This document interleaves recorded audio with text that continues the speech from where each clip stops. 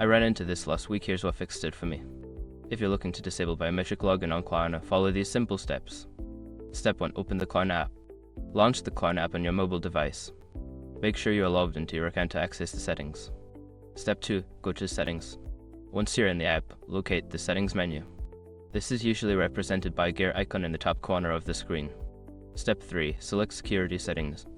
In the Settings menu, find and select the option for Security Settings. This is where you can manage your login preferences. Step 4. Disable biometric login. Look for the toggle switch next to the biometric login option. Slide it to the off position to disable this feature. Step 5. Confirm changes. After disabling biometric login, you may be prompted to confirm your changes. Follow any on-screen instructions to finalize the process. Remember, if you accidentally disable biometric login and want to re-enable it, you can follow the same steps to toggle it back on. I hope this guide helps you manage your Klarna login preferences easily.